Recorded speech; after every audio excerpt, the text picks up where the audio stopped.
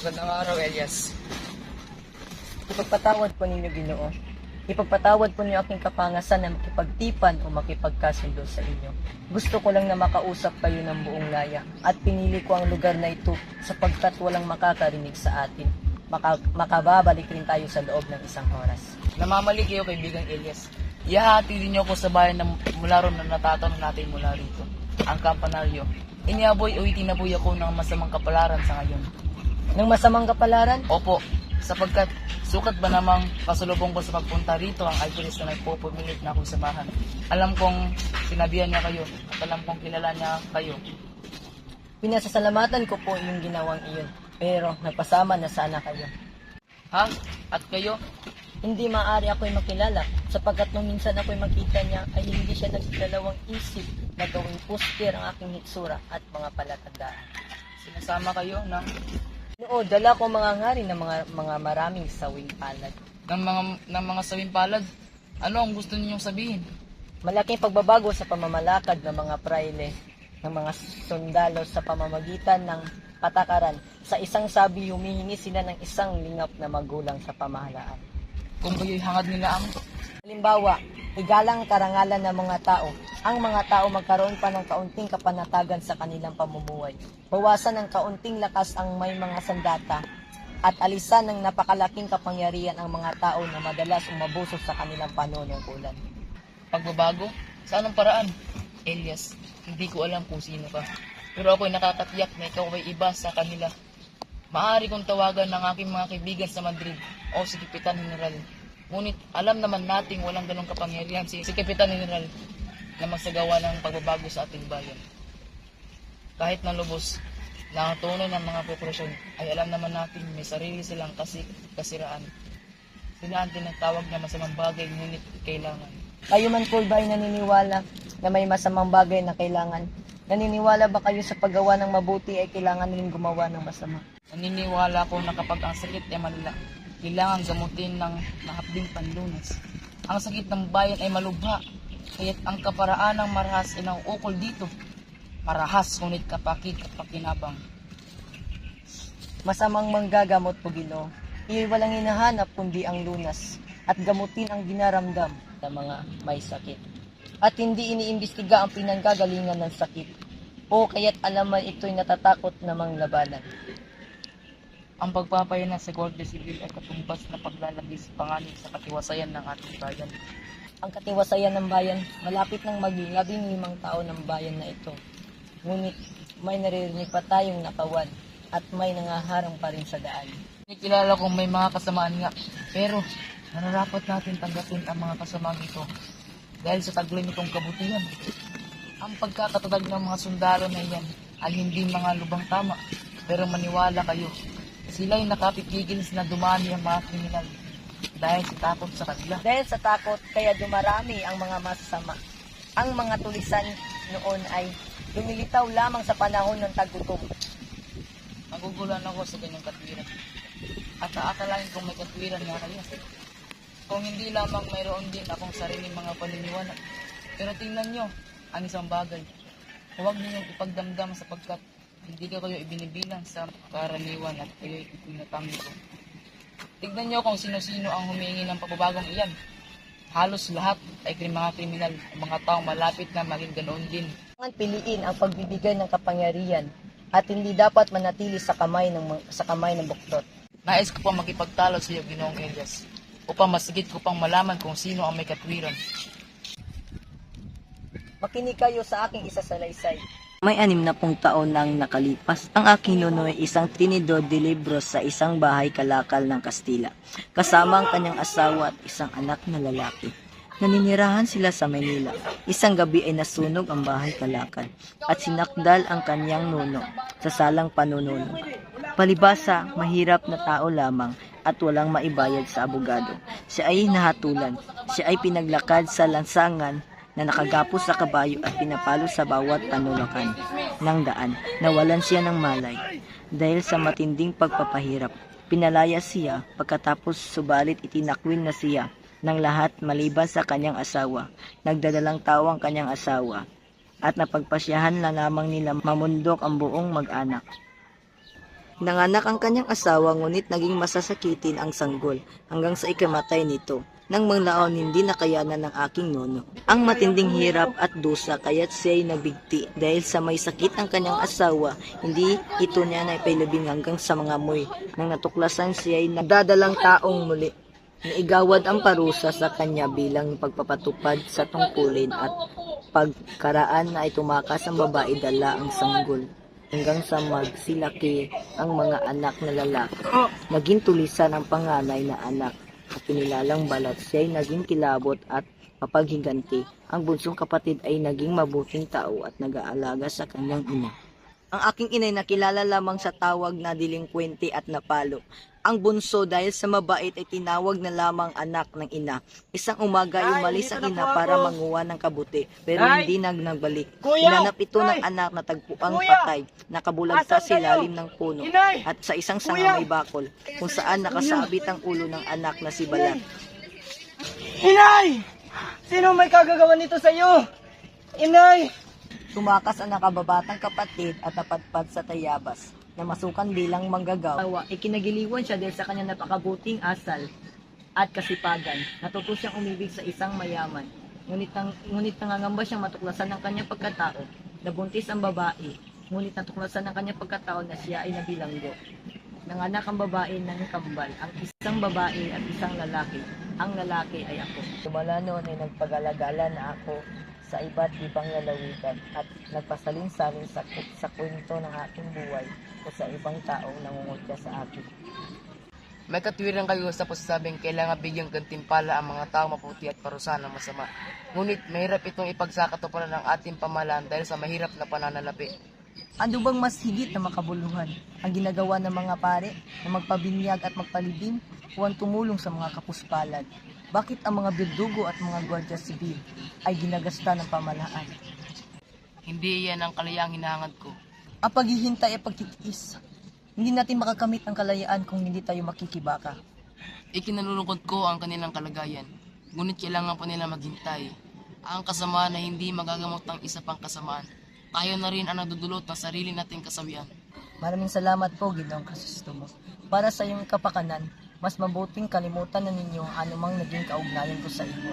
At huwag na ninyo akong pansinin saan man tayong lugar na magtagpo. Ano ang sasabihin ko kay Kapitan?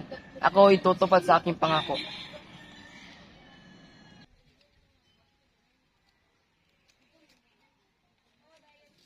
Mahal kong pinsan, sa loob ng 3 araw ay ibig kong malaman kung kayo ay nagtuos ng altares. Sakaling natapos na ang taning na ito, hindi mo pa siya nahaharap ay ibabatid ko na kay Kapitan Tiago na ikaw ay hindi totoong nakasalamuha sa mga kasiyahan ni General Arsenio Martinez at hindi mo kailanman naging kabiruan si Canovas. Malalaman nilang hindi ka naging kalihim ni Numan. Ibubunyag ko kay Clarita ang iyong lihim at hindi rin kita bibigyan ng salapi. Lahat ng nagustuhan mo ay ibibigay ko basta kalabanin mo ang alferes. Ipagkakaloob ko sa iyo ang lahat ng aking pangangailangan sa oras na sundin mo ako. Wala akong tatanggaping dahilan o paghingi ng anumang paumanhin mula sa iyo. Ang pinsan mong nagmamahal sa iyo ng buong puso. Victorina de los Reyes de Escondalina, Sampaloc, Lunes, 7 ng gabi. Paano kung murahin ako ng alferes? Paano kung makasalubong kanyang asawa? Sino ang maging padrino ko? Ang kura? Si Kapitan Tiago.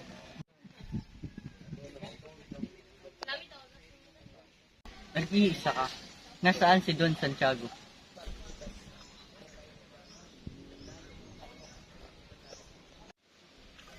Magandang araw, Padre. Wala naman tayong gagawin nito. Tara't magpunta tayo sa aking balkonahin.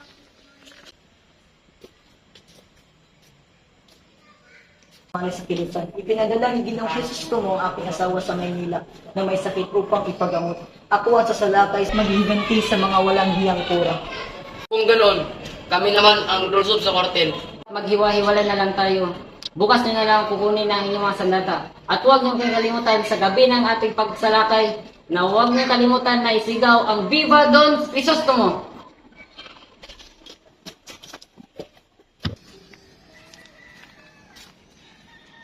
Tinanggap na ng alkalde ng aking pagbibitiw. Hindi ko alam kung dapat ko ba kayong batiin sa iyong ginawang pagbibitiw. Sa panahon na kalaban na ninyo ang Guardia Civil, na kailangan ng matatag ang mga namumuno sa panahon ng digmaan. Kung sana hindi nagkanulong Kapitan General, sapagkat kinabukasan din ay nakalaya na ang dalawang Guardia Civil na aking pinakulong. Anong magagawa ko kung walang pahintulot ang aking pinuno? Nag-iisa nga kayo, subalit marami kayong nagagawa. Sinamantala na sana ninyo ang pagkakataon na maipakita sa ibang bayan ang maging mabuting halimbawa. Malalaman sana nila na sa ibabaw ng kapangyarihan ay mayroong katuwiran. Anong magagawa ko kung ang mga tao'y duwag at patatakutin? Sa inyo po bang palagay ay naniniwala si Ginoong Crisostomo Ibarra sa excomunion? Magkaiba kayo ni Ginoong Ibarra, siya ay nakikibagay para makapagtanim. Ang tungkulin naman ninyo'y magpakilos ng nangangailangan ng lakas at magpatulak. Hindi na kayo nag-iisa ngayon sapagkat ang panahon ngayon ay iba na. Yan ba ang paniniwala ninyo? Ang pagdating ng karunungan sa mga kabataan ay nagbago na. Ang mga kabataan ngayon ay natuto na mag-aral ng kasaysayan, geografiya, sining at agham. Hindi na kayang pigilan ng simbahan ang karunungang dala ng makabagong kabiasnan. Ang binhi ay maliit pa. Kung magkatulong-tulong tayo, ay mapapalago natin ang binili natin sa mga private. Hindi maaaring mabansot at mapulawi pa. Hindi mangyayari na mapigilan ang pagsulong ng panahon. Bakit sila kinakalaban sa Europa kung sila ay nakakatulong sa pagsulong? May tatlong pagsulong sa unahan, sa tagiliran at sa hulihan. Ang nauuna ay tagapagtaguyod. Sa panahon ngayon, ang mga kabataan ay makikisulong at makikibaka. Totoo ba ang iyong sinasabi? Mangyari ay parang nabubuhay ako sa isang pangarap. Maaari may katwiran kayong isipin na ako'y mapangarapin. Gusto niyo po bang uminom ng gamot? Hindi na kailangan ng gamot ng isang taong mamamatay na. Pakisabi kay Ginoong Crisostomo Ibarra na dalawin ako dito bukas at may mahalagang bagay na sasabihin ako sa kanya. Kakarating po at ako'y aalis na. Paalam po, Ginoong Casio. Alperes! Alperes! Talagang pupunta ako dahil sa inyong mga kambing. Ang pagbabalik nila ay pagbabarilin ko ng mga yan. Mangyayari lang iyan kung buhay pa kayo hanggang bukas. Ano sa akala nyo? Mapapatay ako ng taong yan? Kayang-kaya ko yan patayin sa pamagitan lamang ng sipa. Sino ba ang tinutukoy mo? Sino pa, kundi ang lalaking nagamulat sa akin ng barilan? Hindi yan ang sadya ko sa inyo. Huwag niyong aksyahanin ang oras ko. Baka kapareho lang yun ng batang nawawala at nawawala. Ang ipinunta ko dito ay para sa kaligtasan ng nakararami. Wala ba kayong nakabalitaan? Ang itinutukoy ba ninyo ay si Linares, nagtago sa inyong Sacristan LC Mayor? Isang malaking panganib ang ibig kong sabihin. Kung ganun, sabihin na ninyo. Ganap na ikawalo, sasalakayin ang kwartel, papasukin ang konbento, at papatayan ang mga Kastila. Magkakaroon ng malaking pag-aalsa. Sino ang huhulihin ko? Uminahon kayo, paghandaan nyo ang pagsalakay nila. Hihingi ako ng tulong sa ibang pangkat. Huwag niyong kalimutan banggitin ang pangalan ko kung sakali kayo magtagumpay. Huwag kang mag-alala. Hindi kita makalimutan. Maraming salamat sa pagbabala mo. Maraming salamat at ako'y mauna na.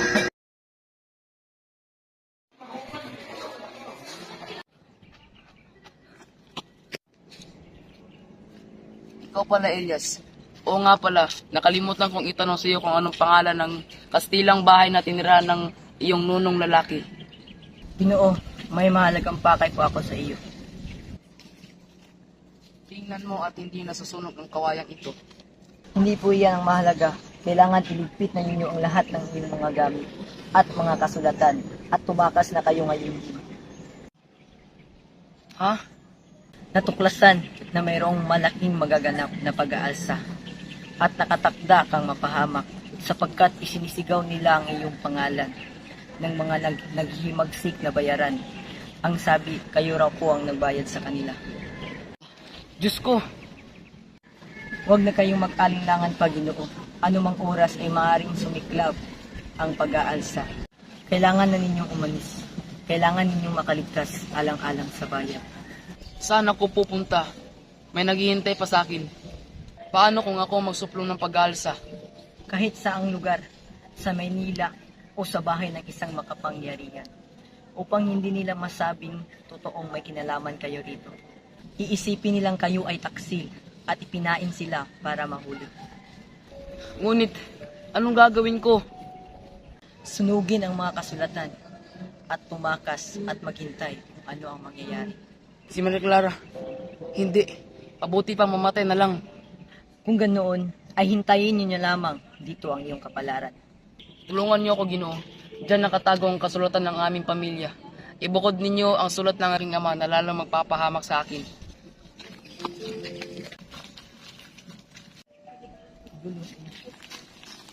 Nakilala po ba ninyo si Don Pedro Ebamendia? Siya ang lolo ko sa tuhod. Siya ang dahilan ng kasawian ng aming angkan. Kayo ang itinuro sa akin ng Diyos para makapaghiganti. Tignan niyo ako ng mabuti. Tignan niyo ang mukhang ito ng punong-puno ng pagtitiis. Samantalang kayo, nabubuhay, umiibig, may kayamanan, kinikilala, nabubuhay, nabubuhay! Anong gagawin ko?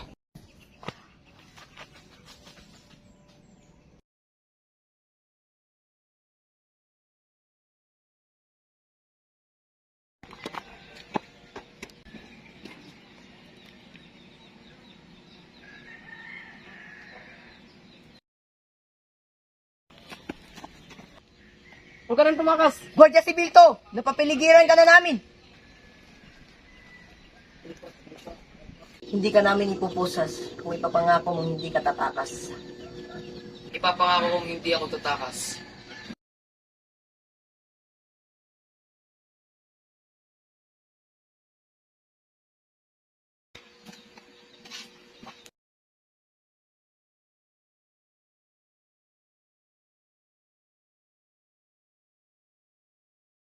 Maging sa kinabukasan ay sakmal pa rin ng matinding takot ang buong bayan ng San Diego dahil sa naganap na pagsalakay sa nagdaang gabi.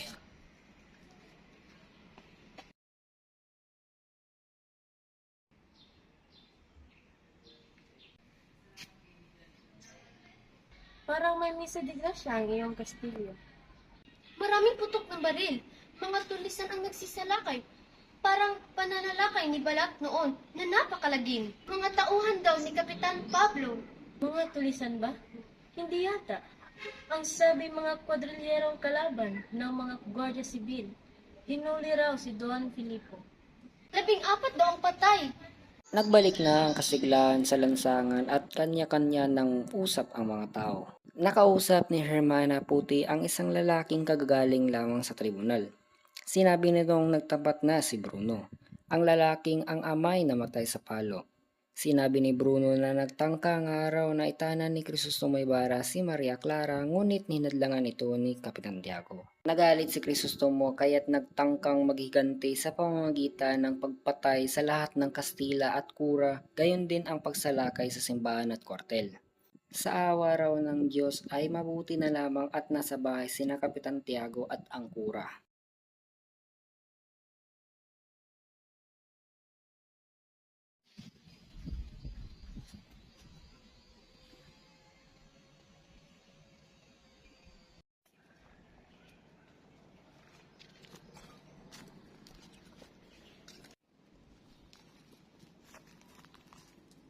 Anong pangalan mo? Marcelo Alasingan po. Anong pinangako ni Ibarra sa iyo? Wala po siyang kinalaman dito. Sinungaling! Namatay sa palo ang aking ama. Ang pakay namin ay maghiganti. At yun lang ang nalalaman ko. Sabihin mo lang yung totoo! Kawal, kunin mo ang aking pamalo. Si. Ito na po. Inulit ko. Anong pinangako ni Ibarra sa iyo? Patayin mo na lang ako kung ikaw ay isang tunay na Kristiyano. Namon mo ko ah.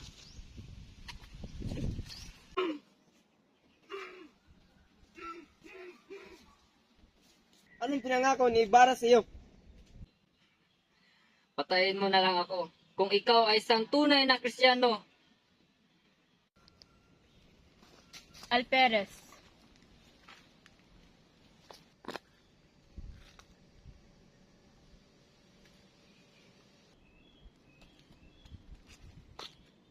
Kawal.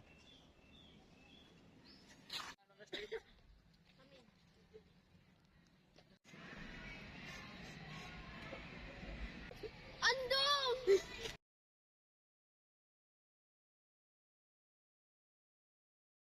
Don Filipo! Don Filipo!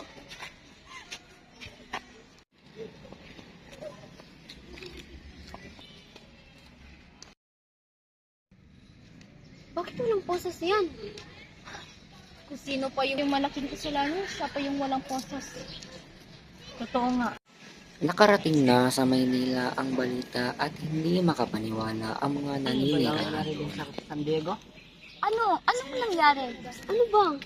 May naganap doon na pag-alsa doon at sinalakay nila ang kwartel. Kasama na ang bahay ni Kapitan Tiago. Totoo ba? Mga indio talaga, mga walang hiya.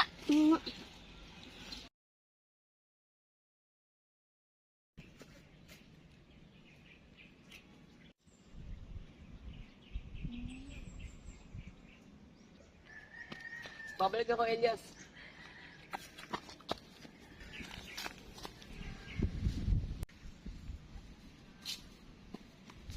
Crisostomo!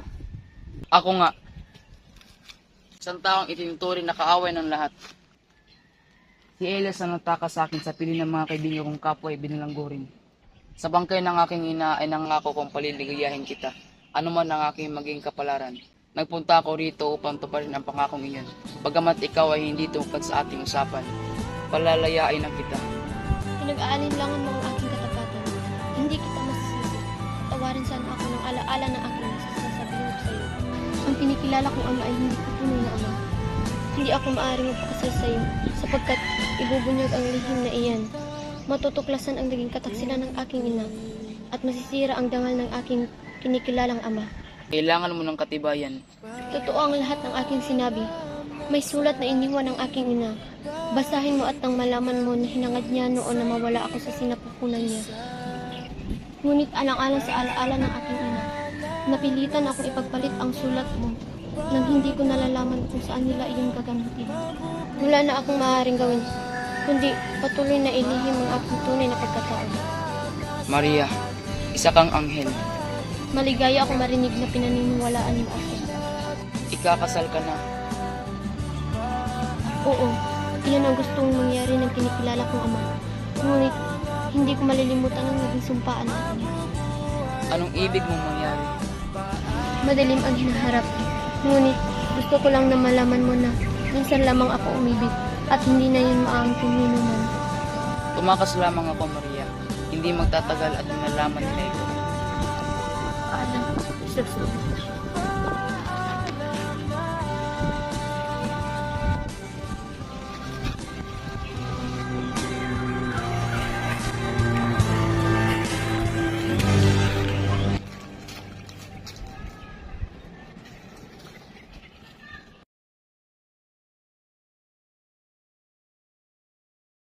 Ginoong Crisostomo Ibarra, tapos ka na bang makipag-usap kay Maria Clara? Oo, Elias, at tayo'y aalis na. Tayo na. Ayun sila!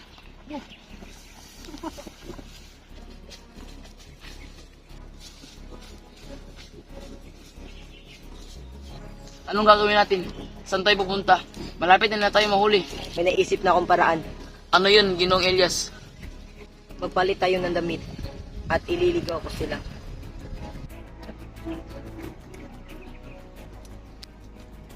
Maraming salamat, Elias. Ngunit paano ka? Huwag mo na akong alalahanin. Kailangan mong mabuhay, alang-alang sa bayan. Ayun sila! Yun sa Ibarra!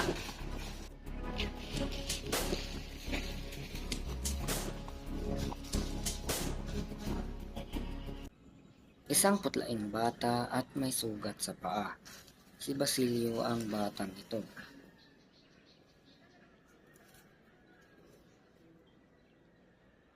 Natagpuan ng isang matandang babae si Basilio na sugatan, ilang malay tao at may 2 buwan na mula nang ito ay kanilang kalinain.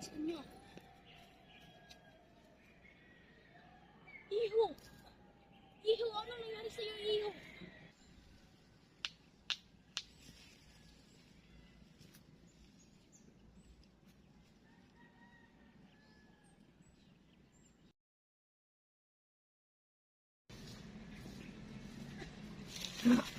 Nasaan ako?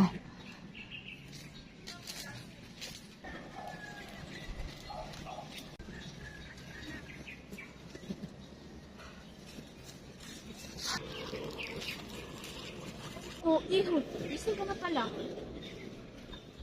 Sana pagpalain kayo ng Diyos sa iyong mabuting ginawa. Ngunit ako'y aalis na sapagkat hinahanap na ako man ng mag-ina ko. Paano yan? Di ba galing ang iyong mga sugat? Baka hindi ka pa makauwi. Kada Noche Buena ay magkakasama kami ng nanay ko.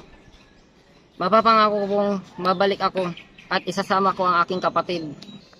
O sige, Iho. Mag-iingat ka, ha?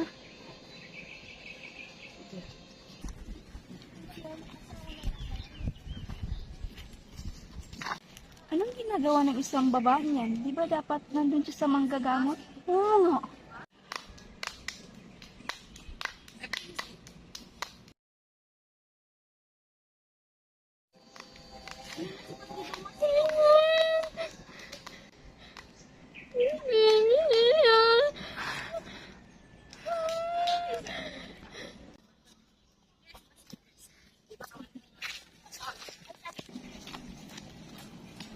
Nay! Nay! Ako to! Tibasin niyo!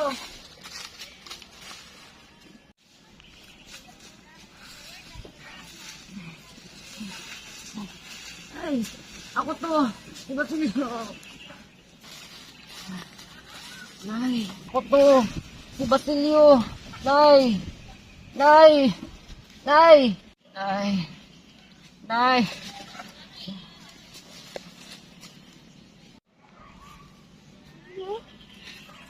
Basilio! Basilio! Anak ko! Basilio, anak ko!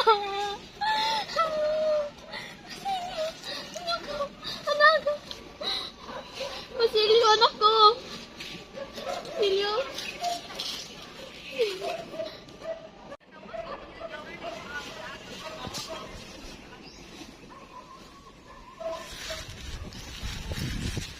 Nay! Nay!